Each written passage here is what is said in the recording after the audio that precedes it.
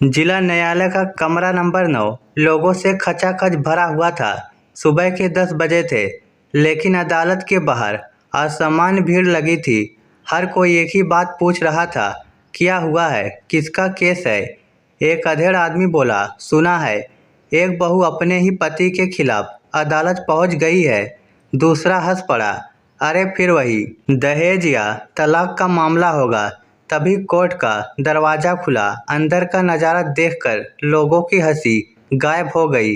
कटघरे में एक लगभग 28 साल की युवती खड़ी थी।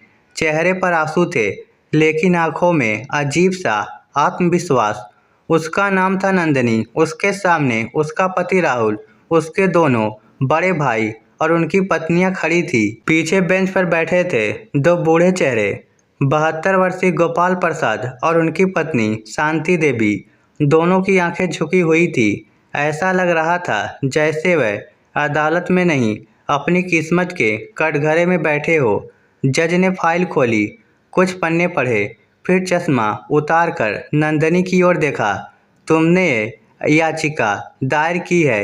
जी माननीय न्यायालय। तुम्हारी मांग क्या है? पूरा कोर्ट रूम शांत हो गया। नंदिनी ने कांपते हाथ जोड़ लिए, फिर बोली, अगर कानून इजाज़त देता है तो मेरे पति को नहीं, मेरे सास ससुर को मुझे दे दीजिए। एक पल के लिए अदालत में बैठे सभी लोग जैसे पत्थर बन गए। जज भी कुछ सेकंड तक उसे देखते रह गए।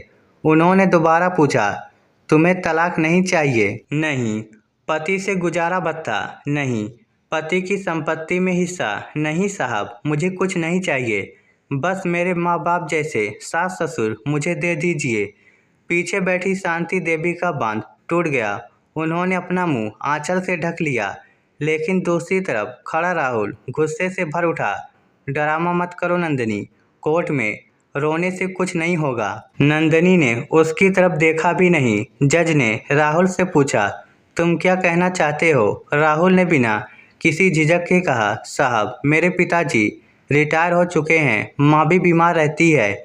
हम तीनों भाई नौकरी करते हैं। किसी के पास इतना समय नहीं है कि हर समय इनकी सेवा करें। हमने शहर के सबसे अच्छे वृद्धाश्रम में बात कर ली है।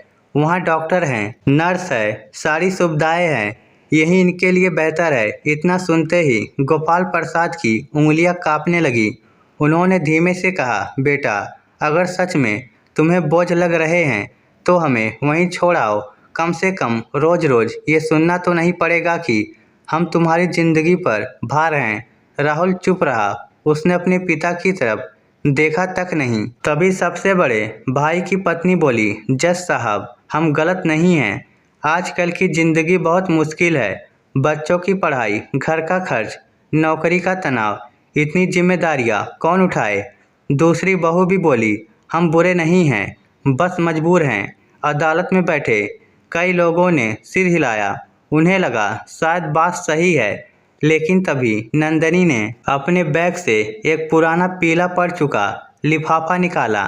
माननीय न्यायालय, फैसला सुनाने से पहले मैं सिर्फ 5 मिनट चाहती हूँ, फिर आप जो उचित समझे वही कीजिए। जज ने अनुमति दे दी। नंदिनी ने कांपते हाथों से वह लिफाफा खोला। उसमें से एक पुरानी फोटो निकाली। फोटो में एक छोटी सी बच्ची अपने पिता के कंधे पर बैठी मुस्कुरा रही थी। नंदिनी ने फोटो सबको दिखाते हुए कहा, ये मैं नहीं हूँ, ये मेरी सासू माँ है और इन्हें कंधे पर बैठाने वाले मेरे बाबूजी हैं। फिर उसने दूसरी फोटो निकाली।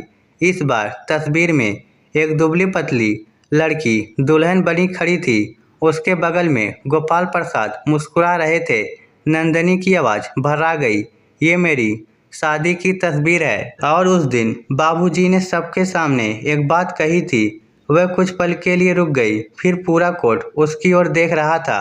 उसने आंसू पोंछे और बोली, उन्होंने कहा था आज से ये हमारे घर की बहू नहीं, हमारी बेटी है।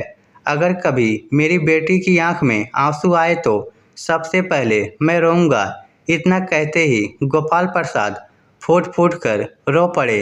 अदालत में बैठे लोग भी भावुक हो गए, लेकिन किसी को यह नहीं पता था कि अगले 5 मिनट में नंदिनी ऐसा सच बताने वाली थी जिसे सुनकर उसके अपने पति की नज़रें भी हमेशा के लिए झुक जाने वाली थी। पूरे कोर्ट रूम में ऐसी खामोशी थी कि किसी की सांसों की आवाज़ भी सुनाई दे रही थी।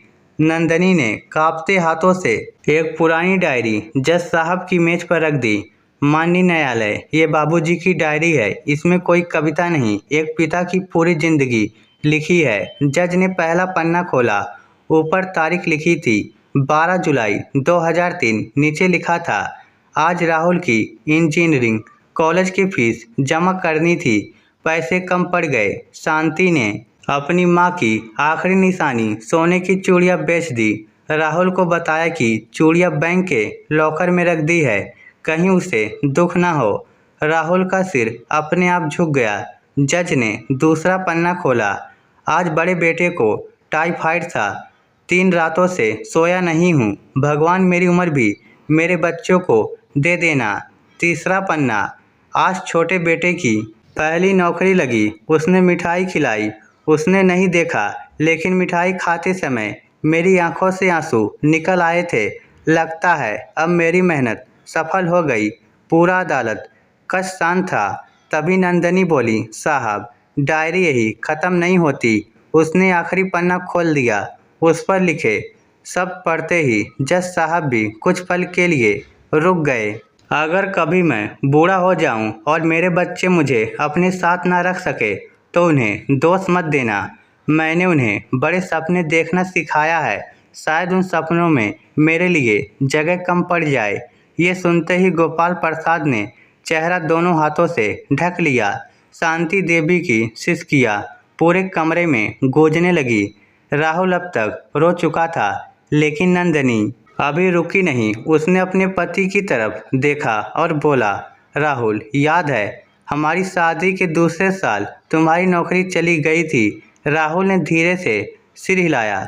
तुम्हें आज तक लगता है कि हमने बैंक से लोन लेकर घर चलाया था। सच जानना चाहते हो? राहुल ने पहली बार नंदनी की आंखों में देखा। नंदनी बोली, बैंक ने तुम्हारा लोन रिजेक्ट कर दिया था। उस रात बाबूजी चुपचाप अपने दोस्त के पास गए और अपनी पुश्तैनी 5 बीघा जमीन गिरवी रख दी, ताकि तुम्हें कभी ये महसूस ना हो कि तुम बेरोजगार हो। राहुल जैसे बिजली का झटका लगने पर पीछे हट गया। क्या? गोपाल प्रसाद तुरंत बोले, नंदनी बस कर बेटी, बच्चों को ये सब जानने की जरूरत नहीं। नंदनी रोते हुए बोली, नहीं बाबूजी, आज सच सामने आएगा, क्योंकि जिस त्याग को छिपा दिया जाए उसकी कीमत अगली पीढ़ी कभी नहीं समझती। पूरा अदालत कक्ष आंसू पोंछ रहा था, लेकिन सबसे बड़ा सच अभी बाकी था। नंदनी ने अपने बैग से एक अस्पताल की पुरानी फाइल निकाली। उसे देखते ही शांति देवी घबरा गई। बेटी, वह मत दिखा। नंदनी बोली, आज ये भी दुनिया को जानना चाहिए कि एक माँ अपने बेटे के लिए कितना छिपा सकती है। नंदनी ने कांपते हाथों से अस्पताल की पुरानी फाइल जज साहब के सामने रख दी। माननीय न्यायालय, यह फाइल आज से 5 साल पुरानी है। जज ने फाइल खोली।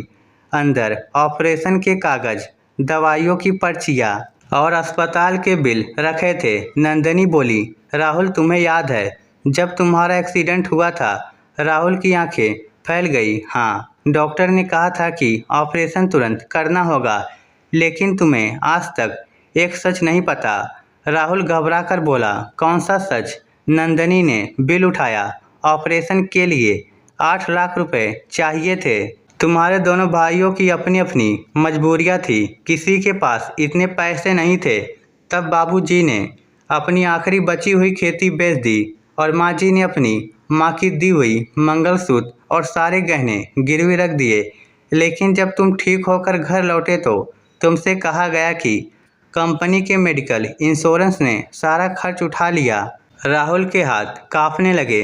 वह अपने पिता की ओर देखने लगा। गोपाल प्रसाद ने नज़रें झुका ली। धीरे से बोले, बेटा, अगर उस समय सच बता देता तो तुम्हें अपनी जान बचाने की खुशी कम और हमारे त्याग का बहुत ज़्यादा महसूस होता है, इसलिए हमने झूठ बोल दिया। राहुल वहीं घुटनों के बल बैठ गया। उसकी आंखों से आंसू रुक नहीं रहे थे वह रोते हुए बोला, बाबूजी, मैंने तो कभी पूछा तक नहीं। गोपाल प्रसाद ने कांपते हाथों से उसके सिर पर हाथ रखा। हर पिता अपने बेटे से हिसाब नहीं मांगता बेटा, बस चाहता है कि बुढ़ापे में उसे पराया मत समझना। पूरा अदालत कक्ष रो रहा था। जज साहब ने कुछ क्षण आंखें बंद रखी, फिर उन्होंने अपना फैसला सुनाया। आज इस अदालत के सामने कानून से बड़ा प्रश्न इंसानियत का है। माता पिता कोई सामान नहीं है कि उनका बंटवारा कर दिया जाए। वह स्वयं निर्णय करेंगे कि कहाँ रहना चाहते हैं।